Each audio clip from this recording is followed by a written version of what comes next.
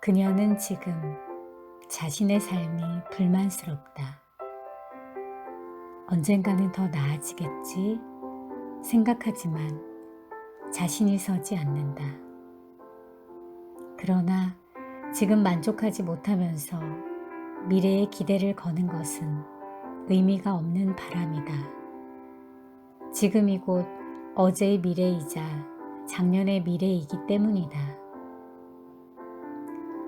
스스로에게 진지하게 물어보아야 한다.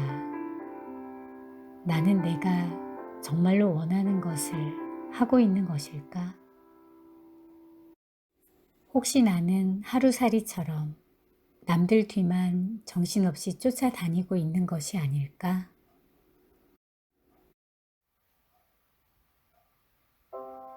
생각해보면 정신없이 달려가느라 너무 바빠서 내가 뭘 원하는지 물어볼 여유도 없었다.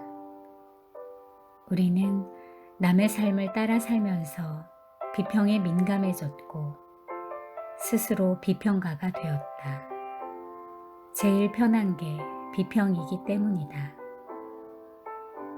남의 흉을 보는 데는 대단한 노력이나 행운이 필요 없다. 미천 안 들이고도 누구나 쉽게 할 수 있는 게 비평이다. 뉴욕에는 1800개가 넘는 동상이 있다.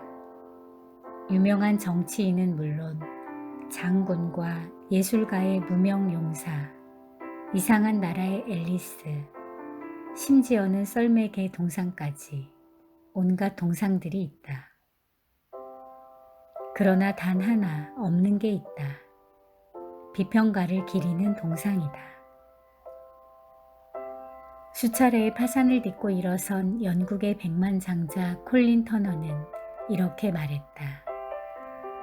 수많은 동상들은 살아있을 때 비판을 받았던 사람들을 위해 세워진 것이다. 그러나 비판을 했던 사람들을 위해 세워진 동상은 없다. 사람들이 당신에 대해 수군거리는 것을 멈추는 그날이 바로 당신이 성장을 멈추는 날이다. 우리들 마음속에도 독수리가 산다. 우리 삶을 근본적으로 바꾸는 행운은 내면에서 독수리를 불러내어 하늘 높이 날리는 것으로부터 시작된다. 날아오른 독수리가 나다움과 지금의 만족을 일깨워준다. 성공하는 사람들의 차이는 비평가들이 무서워 독수리를 닭장에 숨겨놓느냐 아니면 떳떳하게 풀어 하늘로 보내느냐에 있다. 성공하는 사람들은 비평으로부터 자유롭다. 비평가들은 남과 다른 점을 흉본다. 그러나 성공하는 사람들에게 다른 점은 곧 나다움이다. 나다움이야말로 그들이 추구하는 삶의 방식이며 성공의 원동력이다. 만약 그들이 나다움을 죽이고 하루살이처럼 남들을 쫓아다녔다면 남들과 다를 바 없는 인생을 살았을 것이다.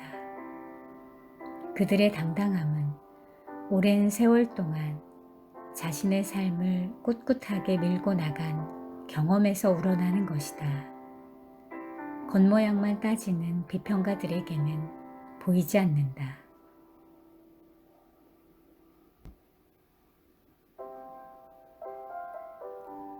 일본의 늙은 목수가 은퇴를 하고 싶었다. 사장에게 자신의 뜻을 전했다. 그러자 사장이 부탁을 했다. 오랫동안 수고가 많으셨습니다. 그렇지만 마지막으로 집 한 채만 더 지어주십시오. 부탁드립니다. 목수는 맞듣지 않았다. 하지만 30년 넘게 같이 일해온 사장의 부탁을 차마 거절할 수 없었다. 더운 여름날 목수는 목공일을 하면서 계속 불평을 했다. 제기랄, 이런 날씨에 무슨 고생이야. 평생 남 좋은 일만 하는 바보 같은 인생이로군. 그는 짜증을 내다가 갑자기 생각했다. 에이, 모르겠다. 어차피 남 좋은 일 하는 건데 아무러면 어때? 목수는 꾀를 부렸다. 집을 엉터리로 짓기로 한 것이다. 못질을 여러 번 해야 할 것을 한두 번만 했다. 목재의 이음도 정교하게 맞추지 않았다. 태풍이 몰아칠 경우 집이 무너질 위험이 있었지만 알 바 아니었다. 어차피 남의 집이었다. 대충 놀면서 시간을 때웠다. 사장이 들릴 때에만 제대로 하는 척했다. 마침내 공사가 마무리됐다. 사장이 집을 둘러보고는 감격 어린 표정으로 말했다. 후지와라 상, 고생 많으셨습니다. 그동안 고생해 주신 데 대한 보답으로 당신이 마지막으로 손수지은 이 집을 드리겠습니다. 목수는 깜짝 놀랐다. 사장이 집을 선물해 줄 것이라곤 생각도 하지 못했다. 그리고 눈을 돌려 집을 보는 순간 자기도 모르게 길게 한숨을 쉬고 말았다. 그는 그제야 남 좋은 일이 궁극적으로는 나 좋은 일로 돌아온다는 진실을 깨달았던 것이다. 인생의 마지막 일을 마치고 나서야 말이다. 좋아하며 잘하는 일을 하고 있다면 그것만으로도 충분히 성공한 삶이다. 하지만 더 큰 세상을 만난 사람들은 그것에서 만족하지 말고 남 좋은 일을 하라고 주문한다. 남 좋은 일이 더욱 큰 나 좋은 일이 된다는 것이다. 남 좋은 일을 하게 되면 특별한 관점을 얻는다. 경쟁자들에게는 보이지 않는 것이 눈에 들어오는 것이다. 전에는 생각 없이 지나치던 것들이 새로운 의미로 다가온다. 행운은 복권이나 경품 당첨을 제외하고는 대부분 일을 통해서 온다. 일의 세 가지 요소가 갖춰질 경우 행운의 여신이 금방 발견하고 다가온다. 세 가지 요소란 내가 좋아하는 일, 내가 잘하는 일, 남에게 도움이 되는 일이다. 행운은 엉뚱한 분야에서 만날 수 없다. 컴퓨터 전문가가 갑자기 장대 높이 뛰기 선수로 변신해 올림픽에서 금메달의 행운을 차지할 수는 없는 것이다. 타고난 자질이 좋아하는 강점과 결합되어 누군가에게 의미로 전달될 때에야 행운을 불러들일 수 있는 것이다. 이처럼 행운은 남 좋은 일을 하는 것으로 기본 요소 세 가지 모두를 갖추고 출발하게 된다. 관점에 보이지 않는 차이가 좋은 일의 상승작용을 더욱 활기차게 만든다. 남 좋은 일이 늘어나면서 감동의 스토리가 펼쳐진다. 삶은 그렇게 바뀐다.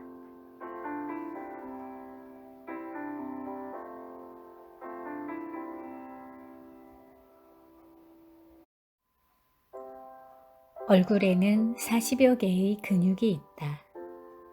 미소를 지을 때 쓰는 근육, 환한 표정을 지을 때 쓰는 근육, 노려볼 때 쓰는 근육, 슬픈 표정을 지을 때 쓰는 근육과 그 정도, 조합 등이 사람마다 조금씩 다르다.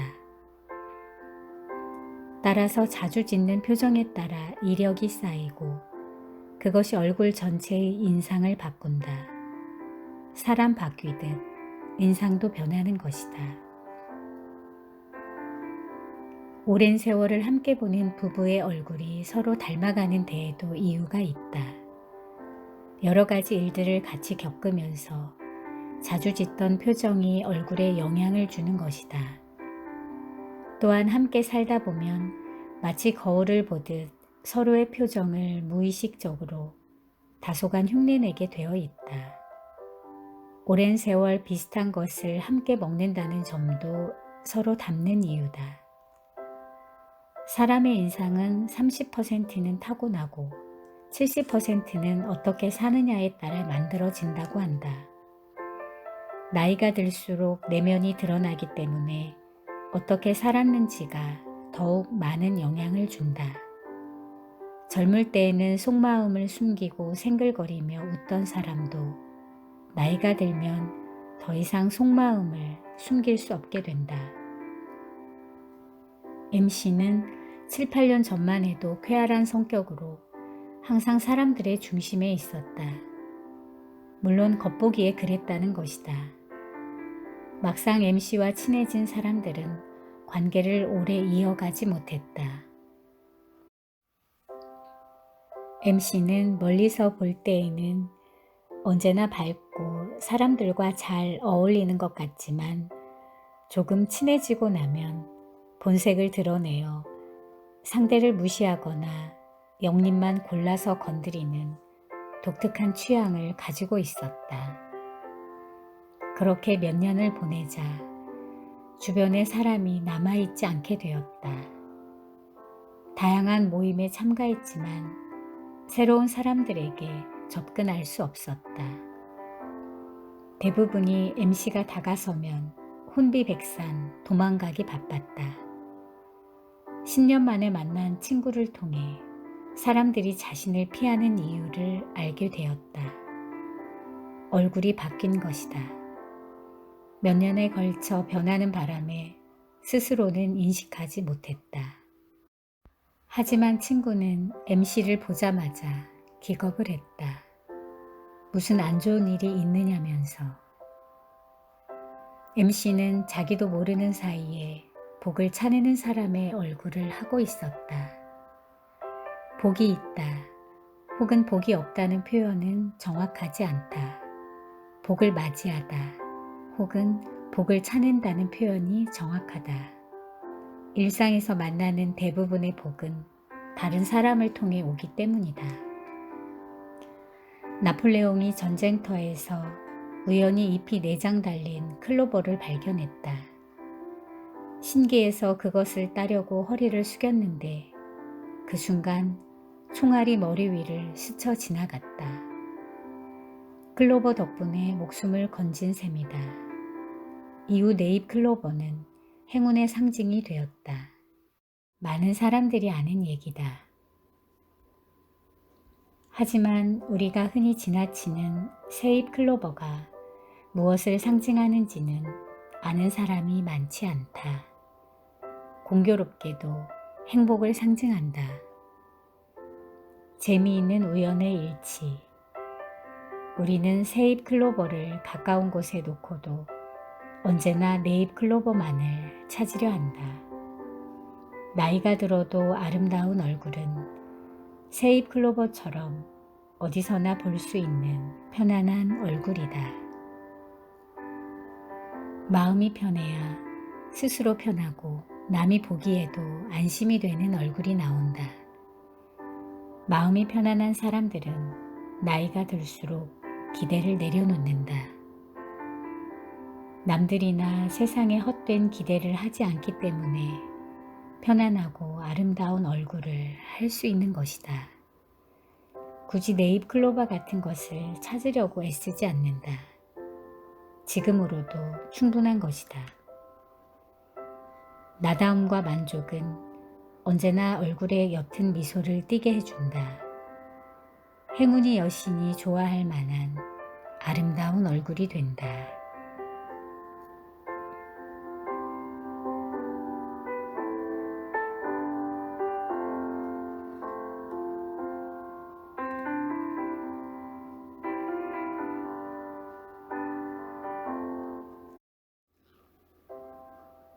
오늘은 세상에서 가장 힘이 센 운의 비밀, 보이지 않는 차이와 함께 했습니다.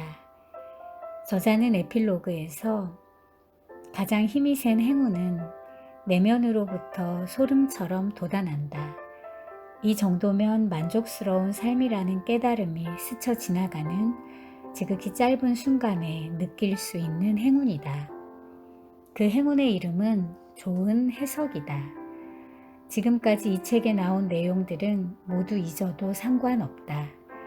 일이 안 풀릴 때나 마음이 답답할 때 아무데나 펴서 다시 읽으면 된다. 이것 한 가지만 기억하면 된다.